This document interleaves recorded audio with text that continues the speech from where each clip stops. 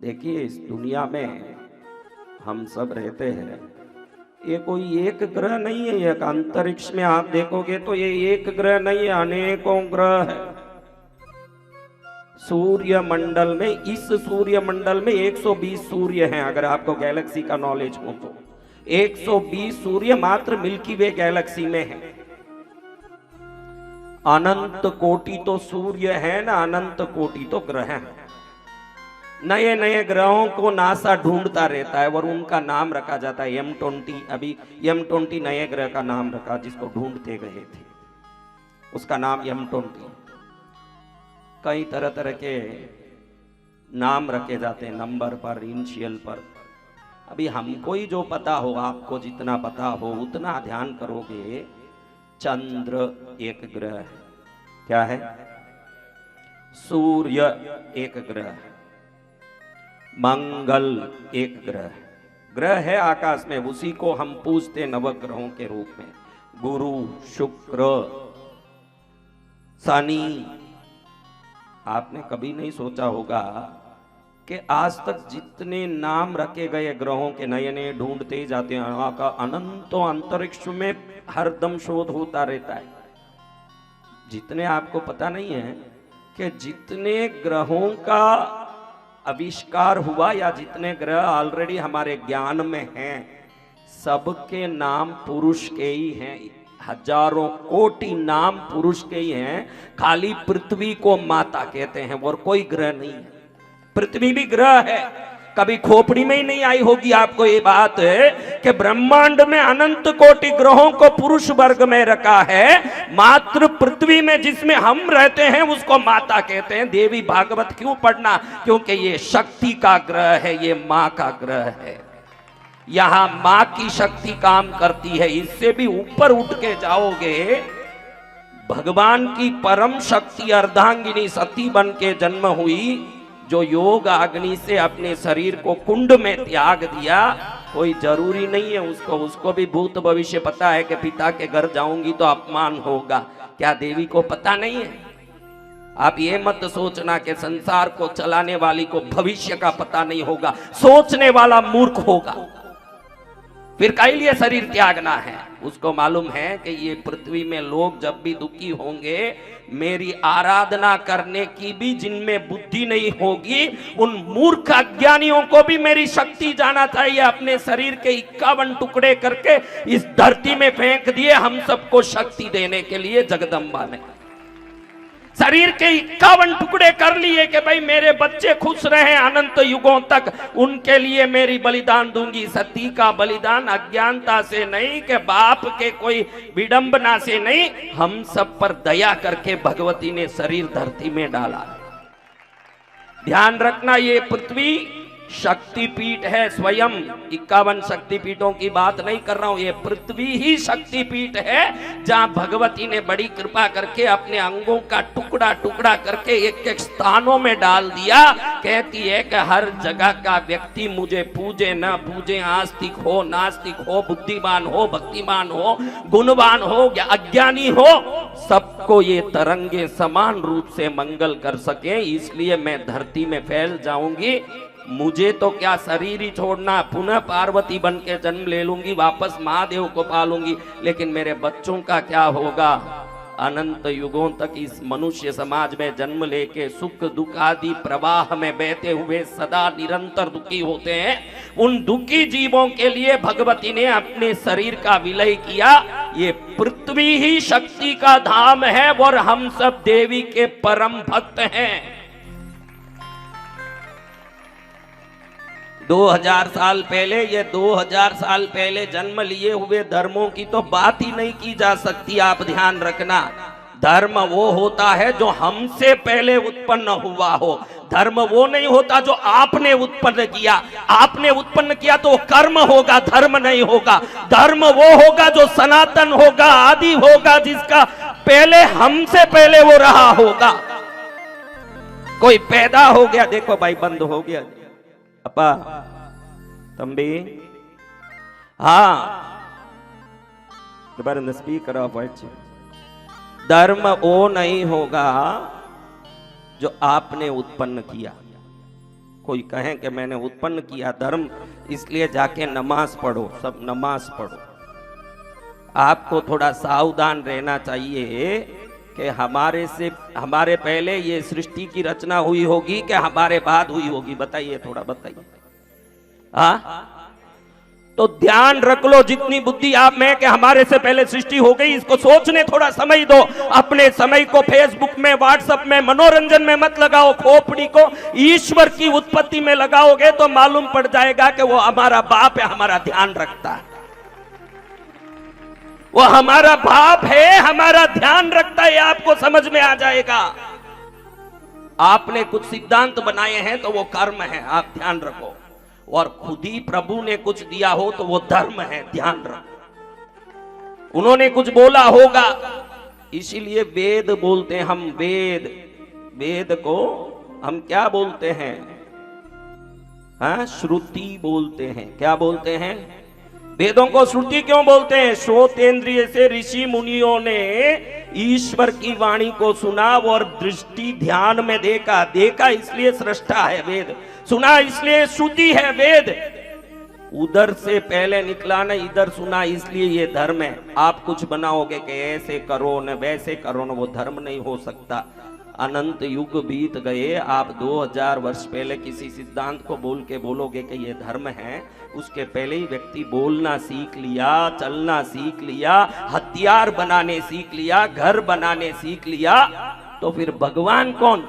घर, हथियार और भाषा भी जिन्होंने सिखाया वो भगवान है। तू सब सीख लिया ना, बाद में कुछ सिद्धांत बनाए, वो धर्म नहीं है। हमारे कदम कदम को, इसीलिए हमारे ऋषभदेव भगवान को कहा जाता, अनंत युगों पहले जब सृष्टि की रचना हुई थी, कृषि मसी आदि उन्होंने सिखाया, ऋषि मुनियों ने समझा भगवान क्या बोलते हैं। ये धरती ही शक्ति की धरती है। क्या धरती है? क्यों महाराज? देवी भागवत का पाठ करना। शिव जड़ है बगैर शक्ति के, वो बीज हैं, उसके अंदर की शक्ति भगवती हैं। वो अंकुरित करके उस बीज में से पेड़ बना के फल देती है। आपका शरीर अगर शिव है तो उसमें रहने वाला प्राण ही शक्ति है। अगर वो निकल गया तो आप जड़ हो, सौ हो। ध्यान रखना, शिव बगैर शक्ति के सौ हैं, और शिव को शक्ति मिल गई तो फिर तो वो विश्वनाथ हैं। इतना फर्क आता है। विश्वनाथ तब बनते हैं जब जगदम्बा मिलती है। देवी भागवत क्यों सुनना महाराज? क्योंकि उस शक्ति ने देखने के लिए हमको आंख दिया, सुनने के लिए कान दिया, चलने के लिए पैर दिया।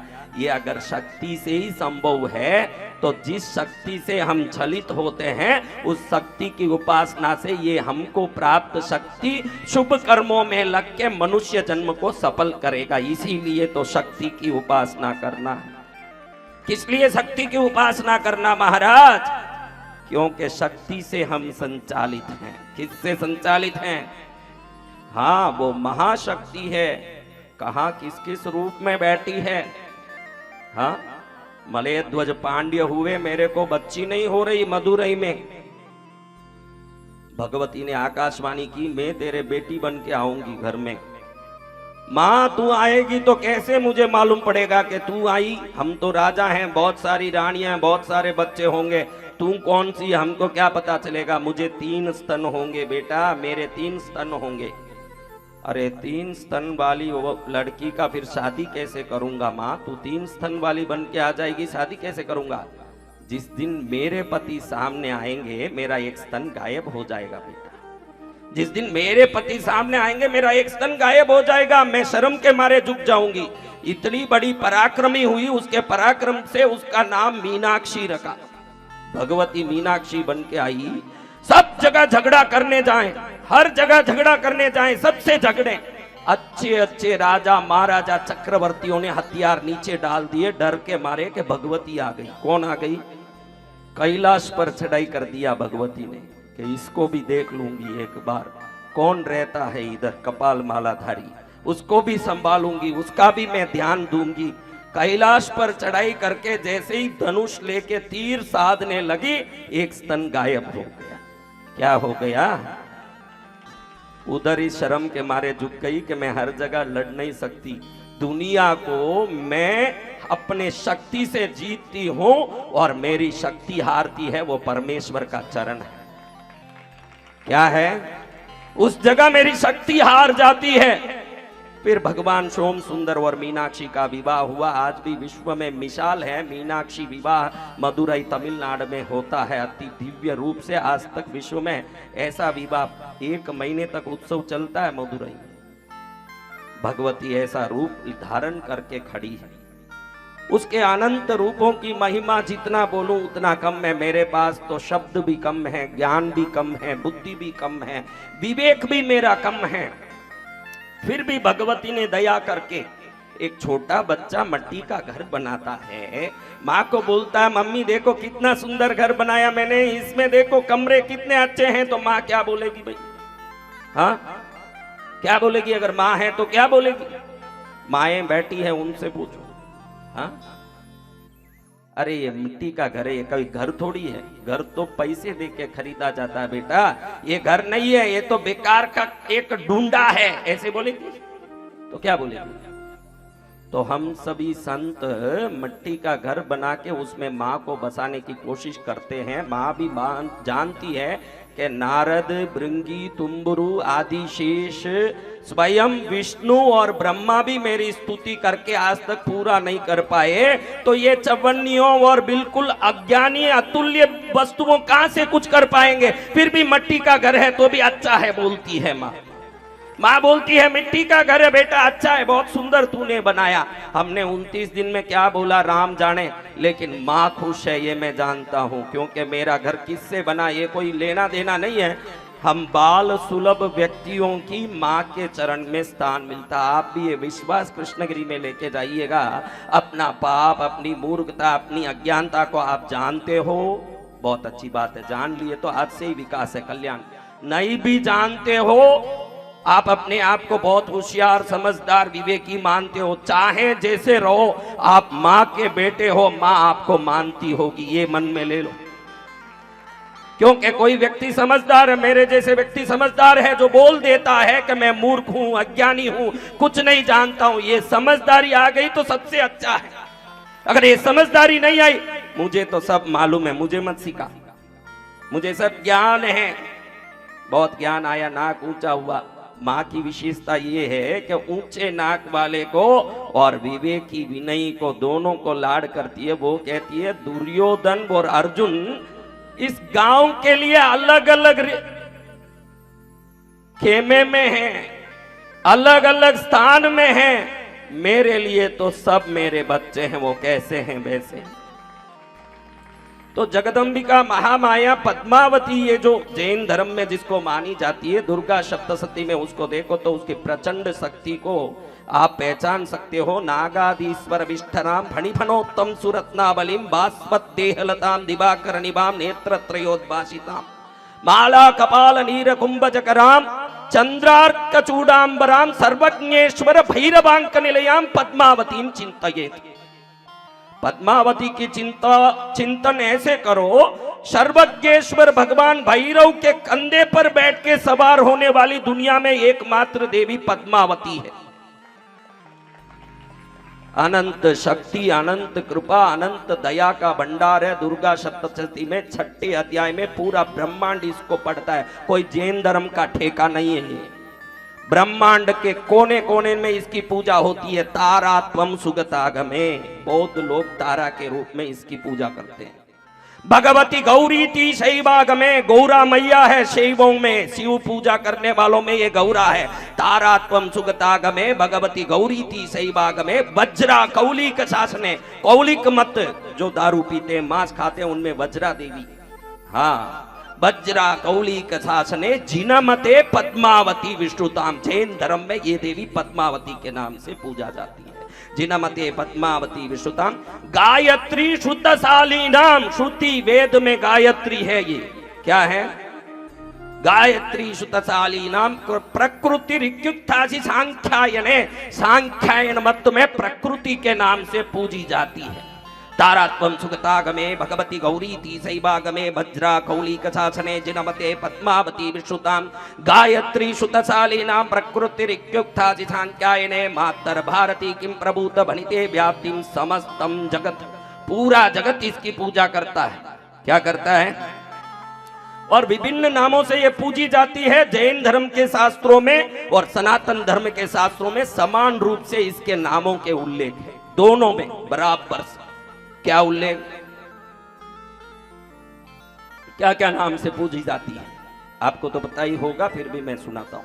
पद्मानना, पद्मा, विजया, जया, जिता, अपराजिता, शिवा, गौरी, रंबा, वैरोठ्या, प्रज्ञप्ति, भद्रकाली, काली, महाकाली, शिवंकरी, शंकरी, पद्मनेत्रा, हिमवतनया, लक्ष्मी, दुत्ती, मति, भुवनेश्वरी, अंबिका, अन्नपूर्णा, श्रीविद्या, त्रिपुर सुंदरी, जननी, भगवती, भवानी, मातंगी, राजमातंगी, भैरवी, त्रिनेत्रा, शक्ति, हिंगुला, हिंगोली, बागवादिनी, शारदा, सरस्वती, सत्यदेवी, ज्वालामालिनी, बालापीठा, शाकंबरी, शीतला, तोतला, भद्रा, वज्रा, कुष्मांडी, चामुंडी, महामाया, गायत्री, विश्वविद्याता, सुतदेवी, जिनवाणी, विद्या, वर्धमानी, नागकुमारी, कात्यायनी, कुंडलिनी, मधुमती, रेमकारी, आई, माई, दुर्गा, भोगी, चानंदकरी, वरदानंददायिनी, नित्या, ब्रह्माणी, बाहुबली, सिंगमराला, समारूढ़ा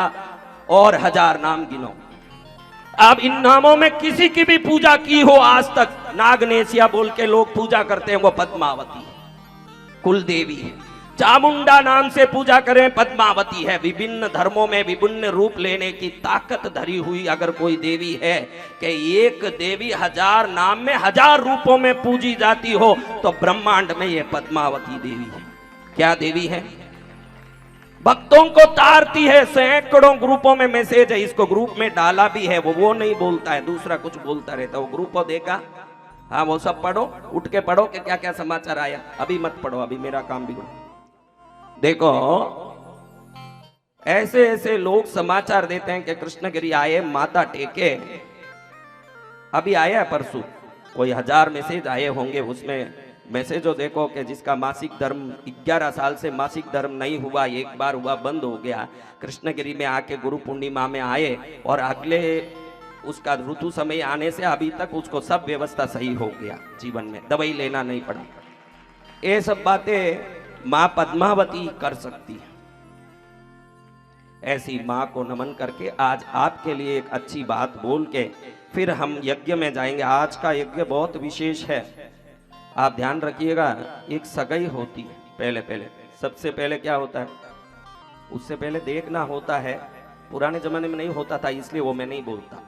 पुराने जमाने में कोई देखते नहीं थे एक दूसरे को, बाप ने बोल दिया इससे करना तो उससे ही करना, सीधा सगाई होता था। आजकल अशोका होटल में मीटिंग, फिर सेटिंग, बाद में फिटिंग, ये सब करने के बाद ही लास्ट में कटिंग भी होता है।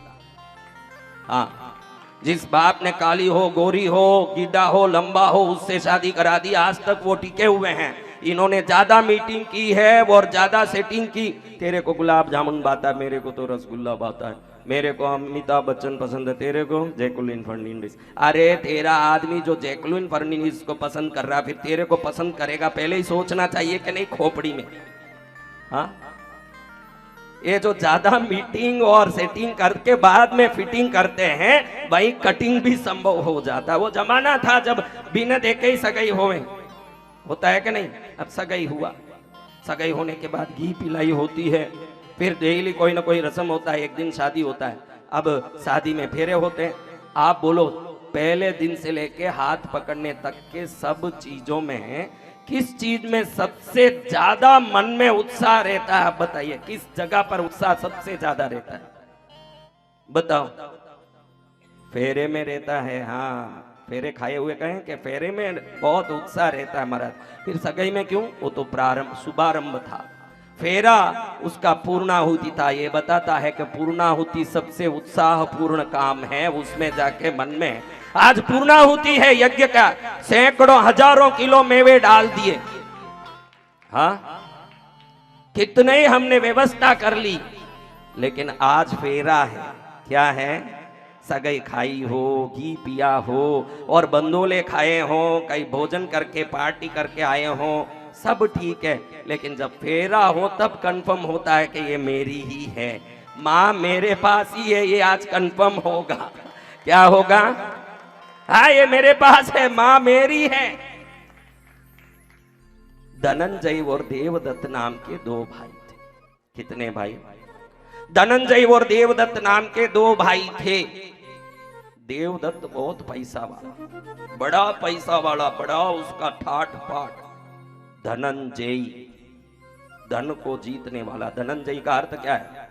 धन से जय प्राप्त किया हो, जीतने वाला। रोटी के भी फाड़ा पड़ा। क्या पड़े?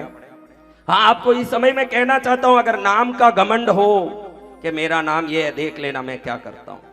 नाम का घमंड हो, गांव का घमंड हो। कई लोगों को, मैं बॉम्बे सिटी से आया हूं, थोड़ा नाक ऊंचा ही रहता, मैं बॉम्बे सिटी से आया हूं। ध्यान रखना, तेरा गांव कभी तुझे जूता मार सकता है, तेरा नाम कभी तेरा जूता मार सकता है। भगवती की चरण की भक्ति होगा तो जंगल में भी मौज कर सकता है। ये ध्यान रख ले, उसकी कृपा होनी चाहिए तेरे पास। हमारे इष्ट की, हमारे कुलदेवी की, हमारे आराध्यों के, हमारे गुरुओं के, हमारी परंपरा की कृपा हो गई तो 100 घर वाले खेड़े में भी निकल के अंबानी बन पाएगा। बाकी तो तुम मेट्रोपॉलिटन सिटी में बैठे होते हो, मेट्रोपॉलिटन सिटी में जन्म ले लिया, उससे क्या? तेरी अपनी औकात से तू पहचाना जाएगा। और औकातों का लेख तो मां करती है। औकातों का लेख तो मां करती है कि किसको कितना देना है, किसको कितना मिलना है, वो तो मां जानती है। कई लोग मेरे पास आके कहते हैं महाराज बहुत डर लगता है, बहुत घबराहट होती है, कुछ आशीर्वाद दे दो, लाखों फिर गया आपसे, हमको भी तारो। नहीं तो ऐसे ही ये झारखंड से आ जाते हैं। कौन कौन झारखंड से आए? हाथ ऊंचा करो। बिहार से कौन कौन आए? बंगाल से कौन कौन आए? कर्नाटक से कौन कौन आए? गुजरात से कौन कौन आए? मध्य प्रदेश से कौन कौन आए? उत्तर प्रदेश से कौन कौन आए? कोई राज्य नहीं छूटा, कोई बाकी नहीं रहा कि कहां से कोई नहीं आया। लेकिन आपको बताऊं कि आप यहां आए हो, उसका उद्देश्य को स्पष्ट कर लो। दुख मिटाने आए हो तो दुख तो मिट जाएगा, लेकिन वो दुख वापस नहीं आएगा, इसकी कोई गारंटी नहीं। आपको अच्छे से स्पष्ट कर दूं, दुख मिटाने आए हो, संकट मिटाने आए हो तो आप फैमिली डॉक्टर के पास आए हो, सिर दर्द का दवाई ले रहे हो। सिर दर्द तो जरूर जाएगा क्योंकि दवाई दिया तो काम करेगा, लेकिन वापस सिर दर्द नहीं आने की कोई गारंटी नहीं है। आपको आज स्पष्ट कर दूं, किसी भी दुख को मिटाने आए हो तो अच्छी बात है, लेकिन भक्ति को ही पकड़ने के लिए अगर आप उद्यत हो जाते हो तो आपके पास ऐसी दवाई मिलेगी कि भविष्य में कोई बीमारी नहीं आएगी।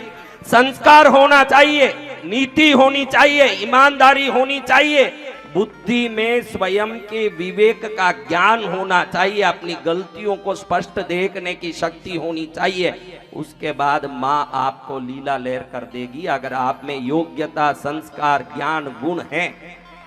क्या है? हाँ, बिन मांगे मोती मिले, मांगे मिले ना। तो उस भाई को पूछो, भाई क्यों डर रहा? भाई क्या है, इतना डर क्यों लग रहा? तेरा नाम क्या है रे? हिम्मत लाल। जो डरता है उसका नाम क्या है? हाँ। और बहन के घर में बहुत प्रॉब्लम है महाराज, बच्चों को खाने के लिए भी पैसा नहीं रहता, बहुत परेशानी है महाराज, बहुत दुखी हूँ, कुछ तो करो कि 2 पैसा आ जाए। बहन तेरा नाम क्या है? माँ लक्ष्मी। क्या है? माँ लक्ष्मी। भीख मांगे ने हिम्मत लाल तर कांपे और आया ये भाई के भाई मेरे को बहुत प्रॉब्लम है, शांति नहीं है महाराज। क्या रे तेरा नाम? शांति लाल। क्या है? अपने नाम पे मत जाओ, किस गांव में पैदा हुए मत जाओ, आपके जीवन में संस्कार और ईश्वर भक्ति है क्या देख लो। कई बार लोग मुझे पूछते हैं कि इतनी भक्ति करके भी मेरा काम नहीं हो रहा महाराज, तो क्या करूं? मैं उसको पूछता हूं, डॉक्टर के पास जाता है, दवाई लेता, बुखार ठीक नहीं है हुआ, डॉक्टर के पास वापस जाता है, डॉक्टर पूछता क्या हुआ? अरे बुखार नहीं उतरा। अरे कौन सा दवाई लिया बता? अच्छा ये कल्फाल 200 mg लिया, चलो जाने दो, इसी को 500 mg कर दो, हो जाएगा ठीक। डॉक्टर ने क्या किया? हाँ, डोज बढ़ा दी। तो आपके जीवन में आज एक अच्छी बात कहना चाहता हूं, जब भी भक्ति से काम नहीं हुआ तो भक्ति का डोज बढ़ाओ, इतना ही सिंपल काम। विश्वास में कोई कमी मत रखो, डोज बढ़ा दो। 200 mg भक्ति कर रहे हो तो अब कितना करना, और भी नहीं हुआ तो हाँ गोली छोड़ दें, वो तो बुखार में मरेगा। ये कोरोना में जितने मरे ना, भक्ति का डोज नहीं बढ़ा इसीलिए मरे होंगे। डोज बढ़ जाए तो आराम से जीत जाए, डोज बढ़ाते रहो। धनंजय बड़ा घबराता है, घबरा करके कहता है कि मैंने कोई पूर्व जन्म में किसी के खाने में मिट्टी डाला होगा, इसलिए आज मुझे रोटी नहीं मिल रही है। जब आपको पश्चाताप होता है अपने अविवेक का और गलत कामों का, तो जरूर आप समझ लीजिएगा कि आगे प्रकाश के लिए आपके जीवन में कृपा आना तैयार है। हमको हमारी गलती दिखनी चाहिए, गलती दिख गई तो उसी दिन से सुधार संभव है। कई लोग मानते नहीं है कि मैं गलत हूं। अरे गलत होगा तेरा बाप। हाँ, तो धनंजय रो रहा है तो बड़ी कृपा से उसके द्वार पर एक मुनि आए। कौन आए? मुनि आके कहते हैं भवती भिक्षाम देहि। संतों का काम है भिक्षा लेना। तो वो कहते हैं महाराज हमको ही खाने नहीं है। मुनि दयालु थे, तुरंत अपनी दृष्टि से उन्होंने कहा कांची, जो तमिलनाडु में है कांची, इधर एक राजकुमार था जिसका नाम था शत्रुमर्दन। क्या नाम था? उसका एक दोस्त था, मित्र, उसका नाम था हेरंब। क्या नाम था? दोनों जंगल में शिकार करने गए, भटक गए, खाना नहीं मिला, बहुत तड़प गए।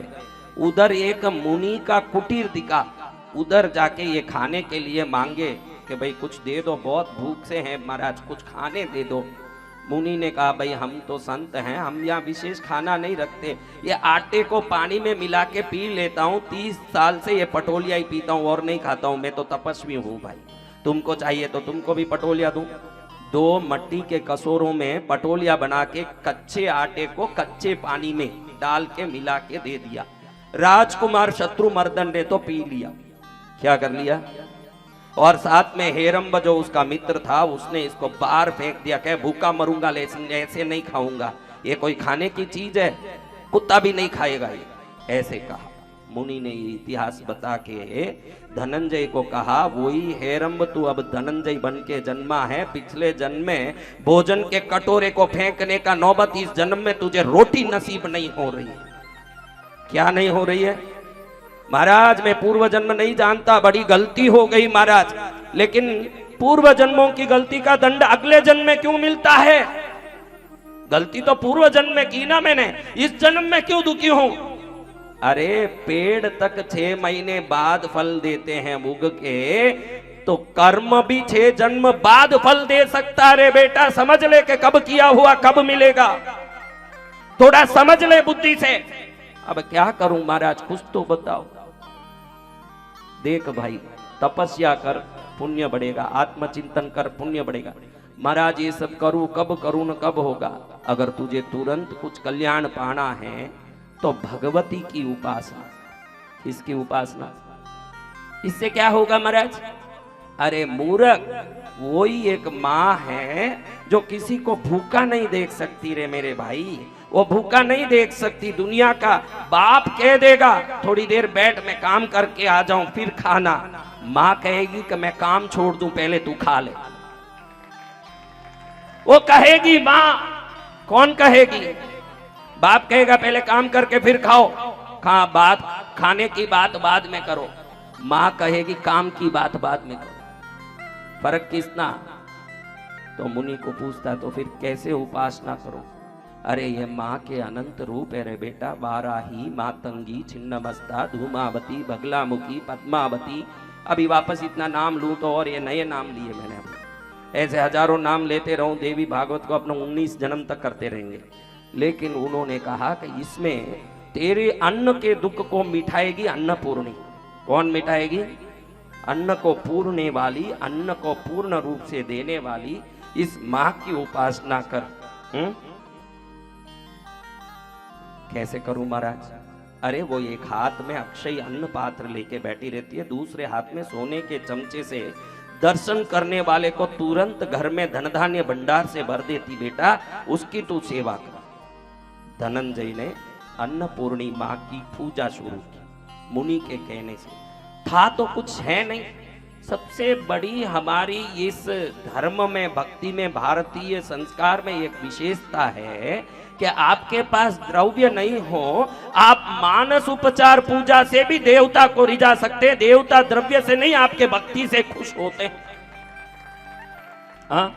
शिव मानस पूजा आपने देखा होगा, शिव मानस पूजा जानते भी होंगे, कोई तो पढ़ा होगा, तो उसमें है कि मैं हिमजलम गंगा जलई, गंगा जल हिमजल लाके आपके चरण में डाल रहा हूं। बीना बेरी मृदंग कोहल कला गीतम च नृत्यम तथा, मैं बीना बेरी मृदंग गीत नृत्य आदि का कल्पना करता हूं। क्या करता हूं? इतनी सारी पार्टी कहां से लाए? रामलाल को लागे तो फोकट में आएगा, वो तो फिर पेमेंट मांगेगा। लेकिन शंकर कहते हैं कि पेमेंट वाले कलाकार ना भी हो, तेरे अंदर में भाव हो तो उस कला को ही मैं मान लेता हूं। तो धनंजय ने भगवती की भाव पूर्वक पूजा शुरू की। कैसे?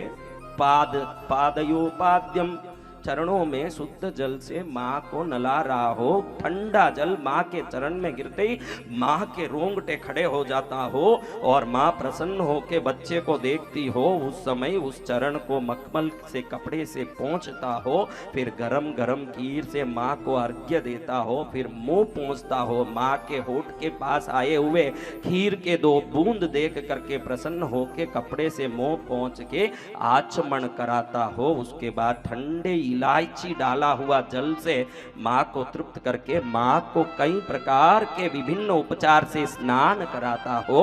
उस स्नान के बाद भगवती को लाल वस्त्र लेके माँ के शरीर को पोंछ करके मुकुट, मंगलसूत्र के पास अनेकों गहने, गले में तिमनिया, बाजू बंद, पायल, बिचूड़ी आदि पहना के अंगराग लगा के भगवती की श्रृंगार करके अपने हाथों से बेटा माँ को काजल लगवाता हो, टीकी करके मांग भरता हो। उसके बाद भगवती को कमल पुष्प की माला, बिल्व पत्र की माला, विभिन्न प्रकार के शंख पुष्पी आदि पुष्पों की माला चरणों में चढ़ा के नमस्कार करता हो। शरीर में पुष्पों की माला पड़ने के बाद स्तन विम्मित होने से भगवती प्रसन्न होती हो। जब उसका धड़कन अपने पति प्रेयस भगवान को याद करने के कारण, ऊंचा नीचा होने के कारण माला उसके स्तन में झूले की तरह झूलता हो, उस झूलते माला को देख करके अत्यंत प्रसन्न भक्त माँ को अगर तगर चंदन आदि द्रव्यों से बना हुआ 32 धूप करता हो।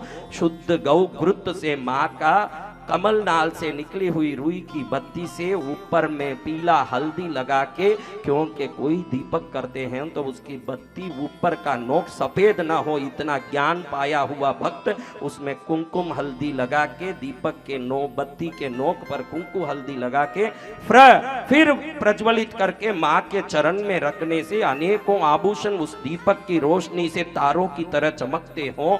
और उस समय कई प्रकार के, जो रोज मैं बताता हूँ, केसरिया, बर्फी, कलाकंद, रबड़ी, पेड़ा, इमरती, बालूशाही, लाडू, बुंदिया, जलेबी, रसगुल्ला, मोती पाक, रसमलाई, गुलाब जामुन, शक्करपाड़ा, घेबर, दाल, मोट, पकौड़ी, कचौड़ी, भुजिया, पापड़, चीबड़ो, बड़ी राबड़ी, साग सांगरी को, बाजरी को खींचड़ो, रायता में जीरा को तड़को, बादाम, पिस्ता, नोजा, खुरमानी, आम, अंगूर, अमरूद, अनानस, फनस, अनार, केला, सेब, पपीता, चीकू, संतरा, मौसम्बी, दुनिया भर के फल फ्रूटों को देखो। इन सब में 1 रुपये का खर्चा नहीं है। 5 मिनट एकांत में बैठ जाओगे और मन में बैठ करके माँ की पूजा करोगे, बड़े बड़े सोने के थाल में हीरे लगे हों, उसमें माँ का नैवेद्य चढ़ा सको।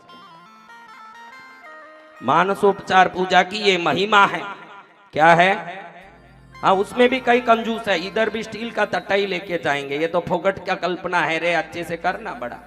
हाँ, फिर बढ़िया से अंदर लवंग, इलायची, चूना लगा हुआ, सुपारी को तोड़ करके रखा हुआ कौले पान को माँ के मुंह में रखते समय, माँ को पान चबाते समय एक छोटा सा तिनका अपने ऊपर आके गिर जाए, ऐसे कल्पना करें तो वो कल्पना मात्र से मूर्ख कालिदास बन जाता है। क्योंकि माँ के मुंह का एक छोटा सा तिनका हमारे ऊपर गिर गया तो वो महामूर्ख कालिदास बन जाए। माँ की अनंत सेवा करने को मानसोपचार पूजा सर्वोत्तम विधि है। आप बैठ करके 5 मिनट आराम से एकांत में आंख बंद करके भगवती का सिंहासन धर के उसमें उसको बैठा के उसके पद चंपी करते हुए विभिन्न उपचार करके चंवर डोलना, छत्र पकड़ना, बेरी बजाना, मृदंग बजाना, शंख बजाना, उसके सामने नृत्य करना, ऐसे रोज 10 मिनट भी भाव से ये भक्ति करोगे तो 1 पैसे के खर्चे बगैर भगवती के चरण के उपासक बन जाओगे। बड़े आराम से भक्ति होगी। कुल देवी की करो, इष्ट देवी की करो, कोई भी देवता की करो, आप जिनको मानते हो, भूमिया, भैरव, दुनिया के बहुत देवता हैं, सबकी पूजा करो। और ये पूजा द्रव्य पूजा से 1000 गुना फलित होगा, क्योंकि इसमें आप माँ से लगे हुए हो पूरी तरह। मन लगे नहीं तो मानसोपचार पूजा नहीं होगा, मन नहीं लगे हुए कहीं भटकता हो तो भी द्रव्य पूजा हो जाएगा। दोनों में इतना फर्क। मंदिर में पूजा कर रहे हो, मन भंगीवाड़े में घूम सकता है, लेकिन मानसोपचार पूजा करो, मन नहीं लगे तो कर नहीं सकते। मन लगे तो ही उधर पूजा होगा। मन को लगाने की पूजा मानस पूजा। क्या पूजा? बिना खर्चे का। रोज एक नियम रख लो, शाम को 6 बजे फिक्स के 6 से 6:10 रोज मैं 10 मिनट पूजा करूंगा, टिक्की लगाऊंगा, पैर को धोऊंगा। 1 साल में आप देखोगे कि आपके पास इतना तेज है। मैंने रोज बोला, हम जिस चीज का ध्यान करते हैं उस चीज की शक्ति हम में प्रवेश करने लगती है। अचार बोलो, मुंह में पानी आने लगता है। नंगी औरत को याद करो, मन में विकार आने लगता है। भगवती को याद करो तो उसकी शक्ति हमारे अंदर आने लगती है। भगवती को ही याद कर ले, भगवती के श्री चरण को ही नमन कर ले, कल्याण नहीं हो जाए। धनंजय ऐसे करने लगा, भगवती की बड़ी कृपा हुई। अन्नपूर्णा देखती है कि दुनिया के लोग बड़ी सेवा करते हैं, लेकिन ये दरिद्र मेरे पूरे मन से लगा हुआ पीछे पड़ के। भगवती ने ये कुएं में ले जाके इसको पटका। कुएं के अंदर गया तो देखता है बहुत बड़ा लोक है, उस लोक में भगवती बैठी है। उस भगवती के पलंग के नीचे 1 पहिया बने हुए हैं शंकर। कौन? महेश 1 पहिया बने हुए हैं, रुद्र 1 पहिया बने हुए हैं, ब्रह्मा 1 पहिया बने हुए हैं। ये सब 4 पहिया बने हुए हैं। और सदाशिव स्वयं उस पलंग के ऊपर की गद्दी बने हुए हैं, उस पर जगदम्बा बैठी हुई है, हाथ में पात्र लेके आने वालों को ऐसे दे रही है माल।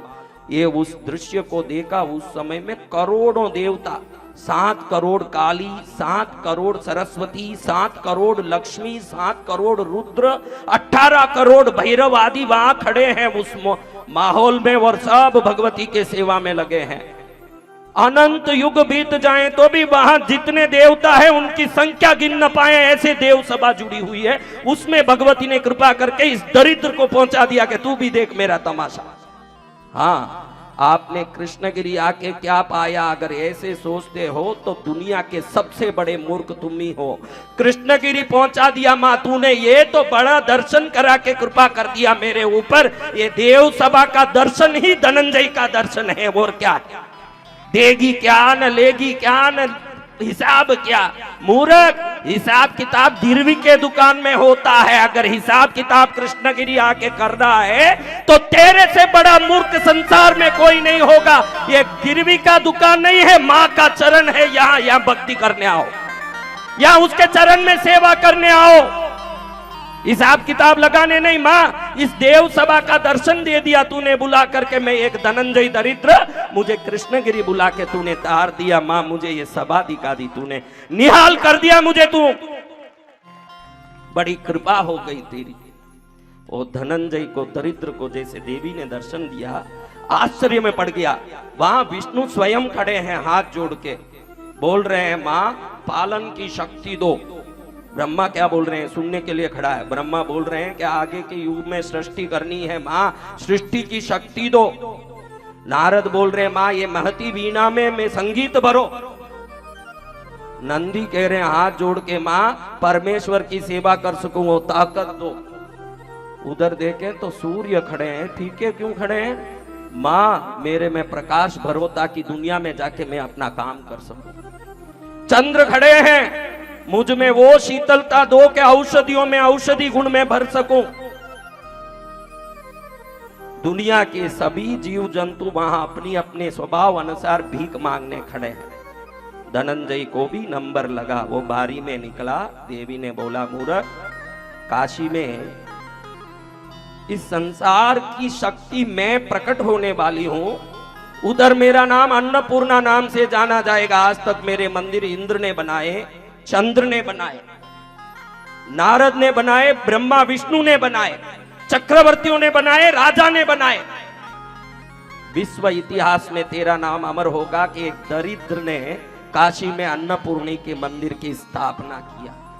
हे धनंजय, तो परम दरिद्र रहा और दुखी रहा कि मैं दरिद्र हूं। आज से दुनिया तेरी सेवा करेगी कि अन्नपूर्णी जो पाताल में बैठ करके विष्णु ब्रह्मा को भीख देती है, उसका स्थापना धनंजय दरिद्र ने किया है, उसकी स्थापना तू करेगा। मां, मुझे से दरिद्र की ये भाग्य, ये कैसे? अरे दरिद्र होगा तेरा पूर्व भाग्य। जिस दिन तूने मुझे स्मरण कर लिया, जिस दिन मेरी तो भक्ति कर ली, उसी दिन तू पुण्यवानों में आ गया है। अब तू दरिद्रों में नहीं रहा, तू पुण्यवान है।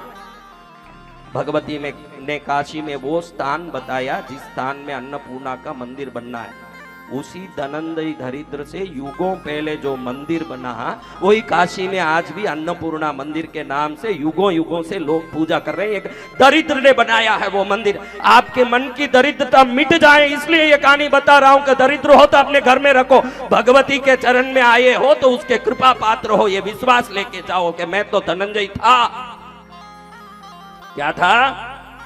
मैं तो धनंजय था दरिद्र, अब भगवती के कृपा का भाजन बना हूं मैं। भगवती के कृपा का 29 दिन से कथा सुन रहे हैं।